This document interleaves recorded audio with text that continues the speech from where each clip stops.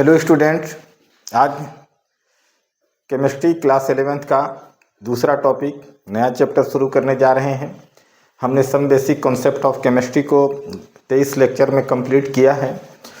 ये चैप्टर पिछले चैप्टर से थोड़ा सा बड़ा है। तो आज जो हमारा चैप्टर है जो केमिस्ट्री क्लास 11th का है वो है परमाणु संरचना। हमारा जो चैप्टर शुरू हो रहा है वो है परमाणु संरचना, है ना, जिसके लिए इंग्लिश टर्म्स है स्ट्रक्चर ऑफ एटम। तो आज जो हमारा पढ़ने का आज का वीडियो का जो हमारा मेन उद्देश्य है वो है इसका प्रस्तावना पढ़ना, प्रस्तावना पृष्ठभूमि तैयार करना। परमाणु संरचना के विभिन्न बिंदुओं को पढ़ने के लिए आज सिर्फ हम इंट्रोडक्शन ही कवर करेंगे इस वीडियो के माध्यम से, कि आज के बाद अगले वीडियो से हमको क्या पढ़ना है। तब परमाणु संरचना जो हमारा चैप्टर है इसमें आप विभिन्न प्रकार के परमाणु मॉडल पढ़ने वाले हैं और उन मॉडल के दोष पढ़ने हैं। उसमें हमको क्या लाभ मिला, आधुनिक जो केमिस्ट्री है ये सब मॉडल किस प्रकार से हमारा योगदान करते हैं। तो हम परमाणु शब्द को जानने के लिए, मतलब यहाँ से केमिस्ट्री या फिजिक्स या बायोलॉजी को जानने के लिए या साइंस का कोई भी जो ब्रांचेज है उसको जानने के लिए हमको परमाणु जो वर्ड्स है उसके कॉन्सेप्ट को जानना बहुत ज़रूरी है। क्योंकि आप आगे जाएंगे तो हर जगह उसके परमाणु का जो जानकारी है, परमाणु शब्द जो है, परमाणु का स्ट्रक्चर जो है, परमाणु के जो उसके जो इलेक्ट्रॉनिक कॉन्फ़िगरेशन है, परमाणु के जो प्रॉपर्टीज़ हैं, उन सब के बारे में जानना ज़रूरी है। तो परमाणु का जो इतिहास है वो बहुत पुराना इतिहास है। आप गौर से वीडियो को देखिए, सुनिए। उसके बाद आगे जब अगला वीडियो जब हम शुरू करेंगे तो परमाणु संरचना का मुख्य टॉपिक से हम शुरू करेंगे। आज हमारा परमाणु संरचना का इंट्रोडक्शन है। तो हम परमाणु के अस्तित्व के बारे में बात करते हैं। जब परमाणु के अस्तित्व के बारे में बात करते हैं तब परमाणु जो है 400 BC 400 ईसा पूर्व में अस्तित्व में, परमाणु के अस्तित्व के बारे में चर्चा में आया। चर्चा मतलब शुरू हुआ। तो इसमें भारत के महान दर्शन शास्त्री महर्षि, सबसे पहले नाम आता है परमाणु संरचना। जब भी आप चैप्टर खोलते हैं वो हैं महर्षि कणाद। महर्षि कौन है? कणाद है ना। महर्षि कणाद के बारे में हम सबसे पहले ध्यान देते हैं। महर्षि कणाद, ठीक है। महर्षि कणाद के बारे में हम चर्चा करते हैं। तो महर्षि कणाद जो हैं, ठीक है, महर्षि कणाद जो हैं उनको ध्यान देंगे आप तो देखेंगे कि महर्षि कणाद ने किया क्या और बताया क्या। महर्षि कणाद जो हैं वैशेषिक दर्शन के प्रणेता हैं और वैशेषिक दर्शन का जो किताब है, जो प्राचीन ग्रंथ है, वैशेषिक सूत्र के नाम से जाना जाता है। तो महर्षि कणाद ने बताया कि जब पदार्थ का आप डिवीजन शुरू करते हैं, उसका विभाजन शुरू करते हैं, तो विभाजन करते करते एक ऐसी स्थिति में आते हैं कि उसके आगे उसका विभाजन संभव नहीं है। मतलब उससे स्मॉलेस्ट पार्टिकल या उससे छोटा पार्टिकल इस नेचर में, इस प्रकृति में एग्जिस्ट नहीं करता है, नहीं है। उसी को उन्होंने अपने वैशेषिक दर्शन का जो किताब है, जो ग्रंथ है वैशेषिक सूत्र, उसमें उन्होंने अणु शब्द का प्रयोग किया। किसका प्रयोग किया? अणु शब्द का प्रयोग किया। उन्होंने जो प्रयोग किया वो अणु शब्द का प्रयोग किया, जो बाद में इसको और अच्छे से वैशेषिक सूत्र दर्शन को व्याख्या करने वाले अन्य व्याख्याकार जो हैं, जिसमें महत्वपूर्ण एक नाम आता है प्रशस्तपाद, उन्होंने इसको और स्पष्ट किया और उसको परमाणु नाम दिया। क्या नाम दिया? परमाणु नाम दिया। अब इसका मतलब ये नहीं है कि परमाणु शब्द का या परमाणु शब्द का कॉन्सेप्ट जो है प्रशस्तपाद ने दिया, बल्कि परमाणु शब्द का या परमाणु का जो कॉन्सेप्ट है वो महर्षि कणाद ने ही दिया। किसने दिया? इस कॉन्सेप्ट को महर्षि कणाद ने ही दिया। क्योंकि उन्होंने कहा, क्या कहा? उन्होंने कहा कि पदार्थ के विभाजन के पश्चात एक ऐसी स्थिति आ जाती है कि उससे आगे का विभाजन संभव नहीं है, वह परमाणु है। अर्थात जब महर्षि कणाद ने ये बात को कहा तो वह अविभाज्यता को प्रमाणित कर दिया कि परमाणु से स्मॉलेस्ट पार्टिकल जो है नेचर में नहीं है, नेचर में एग्जिस्ट नहीं करता है, इससे छोटा कण आप नहीं पा सकते हैं, उसी को परमाणु कहा गया। ये कॉन्सेप्ट है परमाणु का। उन्होंने शब्द भले ही प्रयोग किया अणु, लेकिन उसको और अच्छे से हमारे अन्य व्याख्याकारों ने, जो मैंने नाम लिया, उन्होंने बताया, उसको परमाणु के रूप में कन्वर्ट किया। इसका अर्थ क्या है कि अविभाज्यता को और वो क्लियर नहीं कर पाए। अर्थात ये नहीं है कि जिस अविभाज्य कण को कणाद ने बताया उसको और डिवीजन करके प्रशस्तपाद ने परमाणु कहा, ऐसा नहीं है। उसी कण को उन्होंने परमाणु कहा। उसका कहने का मतलब है सिर्फ शब्दावली का अंतर है। शब्दावली का अंतर क्या है कि परमाणु जो शब्द है वो क्या बनता है, परमाणु का जब आप संधि विग्रह करते हैं तो जो बनता है वो बनता है परम धन अणु, यही बनता है। परम शब्द का जो प्रयोग है वो किया जाता है शुरुआत के लिए, प्रारंभन के लिए, या प्रयोग किया जाता है चरम के लिए। इसका मतलब है कि जब किसी पदार्थ का डिवीजन किया जाता है, अगर आज के परिप्रेक्ष्य और उस समय 400 BC के साथ एक साथ मिलाकर हम बात करें, तो अगर आज जो आप पदार्थ पढ़ते हैं, पदार्थ का आप डिवीजन कीजिए तो यौगिक मिलता है, यौगिक को डिवीजन कीजिए तत्व मिलता है, तत्व को डिवीजन कीजिए अणु मिलता है, अणु को डिवीजन कीजिए परमाणु मिलता है।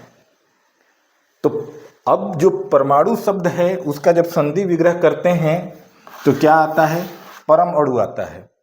परम अणु का आशय ही होता है कि वह मतलब चरम पर पहुंच गया है ना, मतलब स्मॉलेस्ट होने का जो है ना, जो मतलब अत्यंत छोटे आकार होने का क्या है, वो चरम पर है। उससे ज़्यादा छोटा कण आप कल्पना नहीं कर सकते हैं। तो उसी जिसको अणु शब्द प्रयोग किया था महर्षि कणाद ने, उसी को प्रहस्तपाद ने क्या किया, परमाणु शब्द के रूप में प्रयोग किया।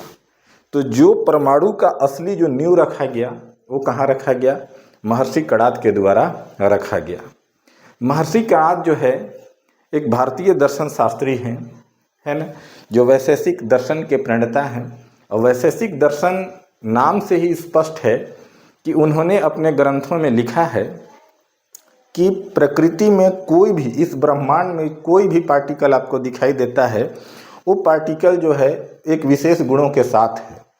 तो कोई भी पदार्थ है या कोई भी कण है, उसमें स्वयं कुछ न कुछ क्या है, उसका विशेषताएं मौजूद है, उसके अलग एक विशेष गुण मौजूद है। उन विशेष गुणों के आधार पर या उनके लिए जो दिया गया सिद्धांत है, जिस पुस्तिका में या जिस विचारों में समाहित किया गया है, उसी को वैशेषिक दर्शन कहा जाता है। तो वैशेषिक दर्शन सीधे सीधे ये है कि ब्रह्मांड में पाए जाने वाले पदार्थ या कणों के विशेषताओं को जहाँ शामिल किया गया है। आप ये भी देखेंगे कि कई बच्चे कभी कभी जब हम ऑफलाइन क्लास लेते हैं तो वहाँ हमारे कई बच्चे पूछते हैं कि उनका नाम महर्षि कणाद ही था कि और कुछ भी नाम था। तो उतनी ऑथेंटिक जानकारी तो हमको नहीं है। जो वैशेषिक सूत्र से जो जानकारी मिलती है वो यही है कि महर्षि कणाद का नाम प्राचीन ग्रंथों में उलक नाम से भी मिलता है। और कणाद नाम होने के दो तर्क रखे जाते हैं। पहला तर्क तो ये कहा जाता है कि उन्होंने पदार्थ के सबसे सूक्ष्मतम कण के बारे में सिद्धांत प्रस्तावित किया या कॉन्सेप्ट प्रस्तावित किया, इस वजह से उनका नाम कणाद है। और दूसरा ये है कि महर्षि कणाद का नाम कणाद होने के पीछे एक तर्क ये भी देते हैं कि महर्षि कणाद जो है दाने को बिन बिन कणों को, मतलब अनाज के कणों को बिन बिन कर खाते थे, इसलिए भी कणाद है। खैर, उनके नाम के कणाद होने के पीछे तर्क हमारा जो भी रहा हो, लेकिन ये बात आप मान लीजिए कि आज का जो आधुनिक केमिस्ट्री है ये सिर्फ आज का नहीं है, बल्कि 400 ईसा पूर्व में जो महर्षि कणाद ने परमाणु शब्द को नींव रखा और परमाणु से जो यहाँ तक रसायन पहुँचा, ये हमारे लिए महत्वपूर्ण है। तो अब आगे जब आप देखते जाएंगे तो महर्षि कणाद जो है ना, परमाणु के लिए अर्थात पदार्थ के सूक्ष्मतम कण के लिए एक वाक्य वैशेषिक सूत्र में शामिल किया गया है या लिखा गया है। उसको आप देखिएगा वो क्या लिखा गया है, गौर से आप देखेंगे कि कितना उस दौर उनका ज्ञान अद्भुत और विलक्षण था। वो लिखते हैं, परमाणु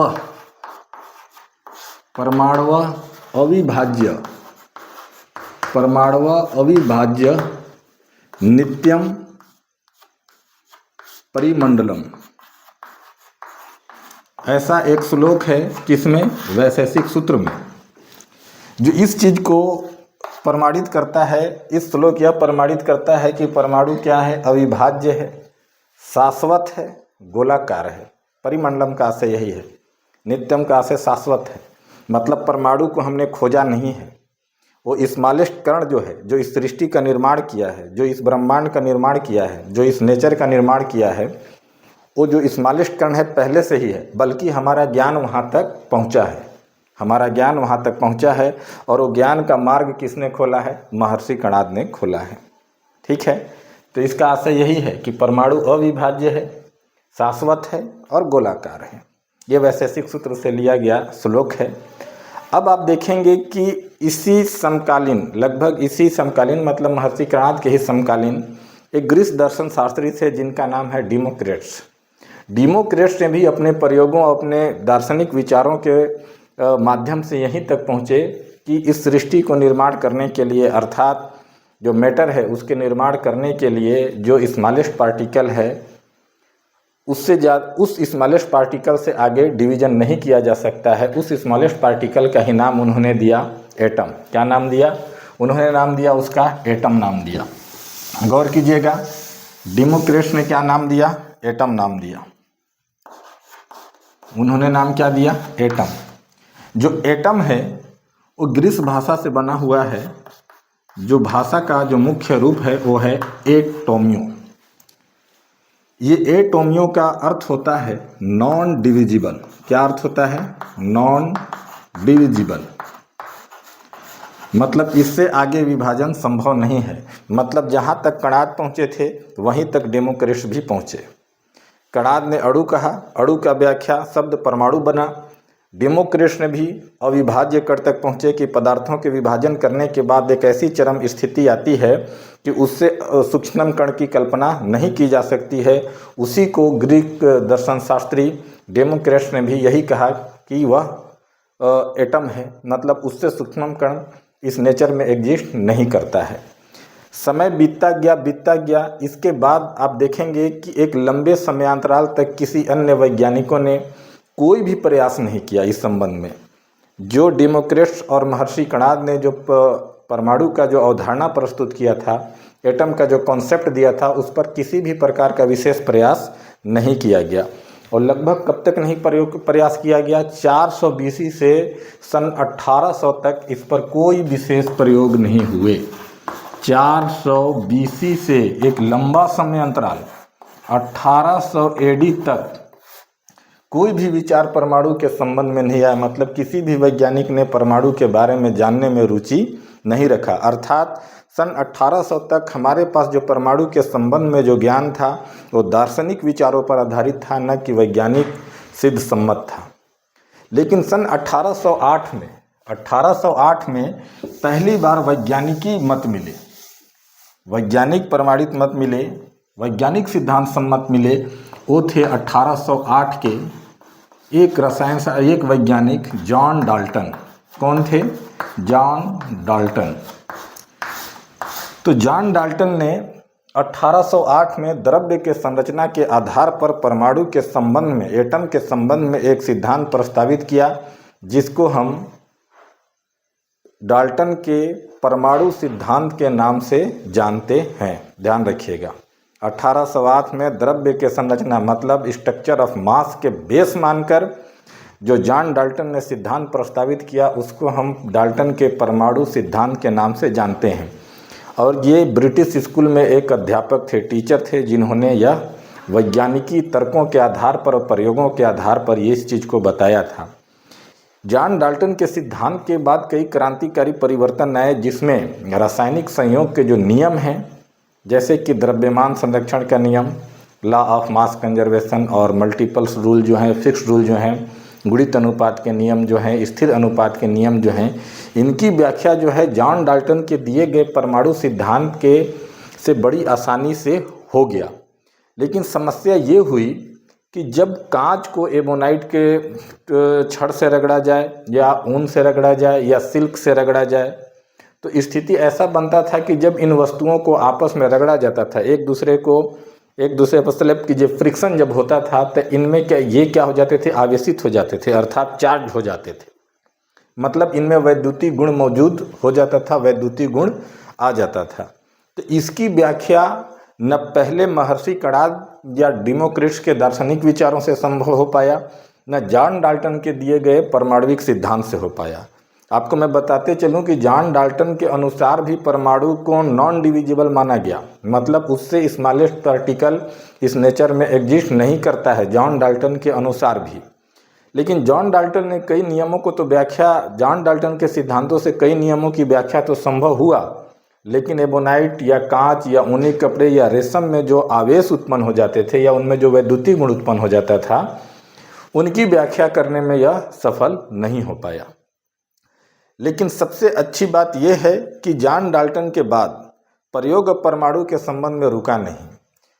थोड़ा सा और हम पीछे जाएं कि जॉन डाल्टन के बारे में थोड़ा सा और चर्चा करें कि उन्होंने आखिर इसकी व्याख्या क्यों नहीं कर पाया कि जब एमोनाइट या कांच या अन्य टुकड़ों को रगड़ा जाता है तो उसमें आवेश क्यों उत्पन्न हो जाता है, इसकी व्याख्या जॉन डाल्टन नहीं कर पाए। इसका आधुनिक ज्ञान के आधार पर अंदाज़ा उस समय के लिए लगाएंगे तो इसका सीधा सीधा अर्थ है कि परमाणु को स्मॉलेस्ट होने के बारे में तो पीछे जॉन डाल्टन और डाल्टन से पीछे जितने लोगों ने भी प्रयास किया वो तो बताया, लेकिन किसी ने परमाणु के आंतरिक संरचना मतलब उसके इंटरनल स्ट्रक्चर के बारे में न अध्ययन करने का प्रयास किया, न उनका ज्ञान का जो स्तर है वहाँ तक पहुँच पाया। लेकिन अब जब बात हो गई कि आवेशित क्यों होता है, तब यहाँ पास जो है वैज्ञानिकों को रुचि परमाणु के जानने के बारे में बढ़ा।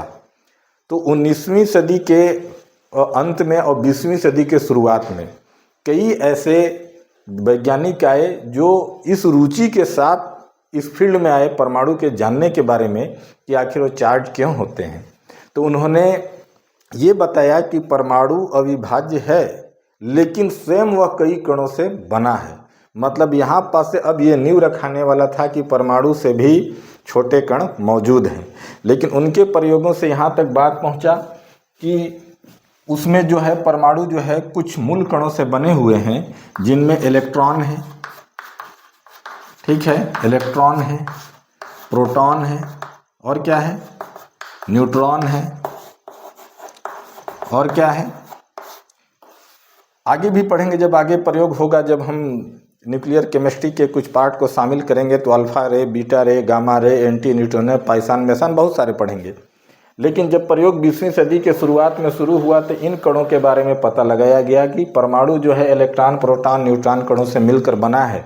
इन कणों को ही बोला जाता है सब एटॉमिक पार्टिकल, अर्थात उप परमाणुविक कण बोला जाता है, या मूलभूत कण, या इसको फंडामेंटल पार्टिकल बना जाता है। मतलब 20वीं सदी के जब वैज्ञानिक आए तब परमाणु के आंतरिक संरचना को अध्ययन करने का प्रयास किया और उसमें काफ़ी सफलता प्राप्त किए, जो आज आधुनिक केमिस्ट्री और इलेक्ट्रिसिटी और फिजिक्स का जो है नींव रखता है और फिजिक्स और केमिस्ट्री को इतना उन्नत बनाता है।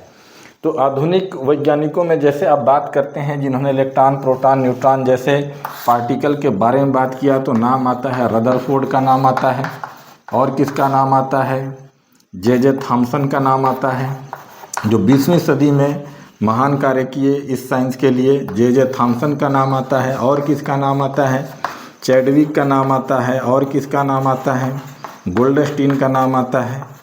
इन सब वैज्ञानिकों ने एक अभूतपूर्व योगदान दिया परमाणु के संरचना को अध्ययन करने में, और उन्होंने बताने में सफलता प्राप्त किया कि परमाणु जो है स्मॉलेस्ट पार्टिकल नहीं है, वह स्वयं जो है इलेक्ट्रॉन, प्रोटॉन, न्यूट्रॉन जैसे मूलभूत कणों से मिलकर बना हुआ है।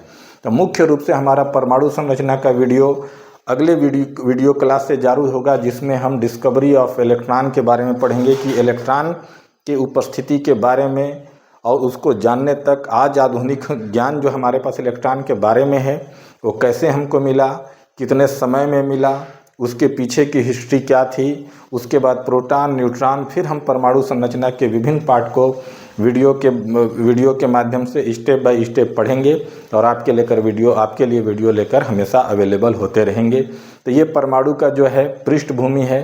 इस वीडियो को ज़रूर एक बार देखिएगा जब परमाणु संरचना का अगला वीडियो देखेंगे, ताकि आपके मस्तिष्क में ये रहे कि हम आगे पढ़ने वाले क्या हैं। ठीक है, तो मैं समझता हूँ कि जो परमाणु का जो इंट्रोडक्शन है, परमाणु संरचना चैप्टर का इंट्रोडक्शन है, इतना आपके लिए पर्याप्त है। इसको बार बार देखिए। इसमें अगर कोई क्वेश्चन हो तो ज़रूर आप पूछिएगा।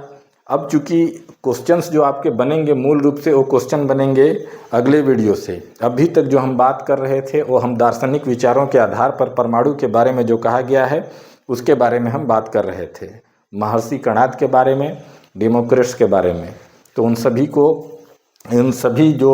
सभी बिंदुओं का जिन पर हम आपके सामने बताए और रखे उन पर आप एक बार ज़रूर सुनिए।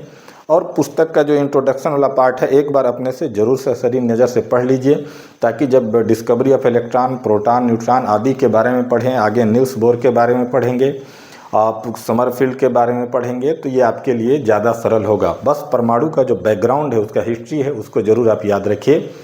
और अंसारी एजुकेशन चैनल को आप सब्सक्राइब कीजिए, लाइक कीजिए, कमेंट कीजिए। Thank you very much.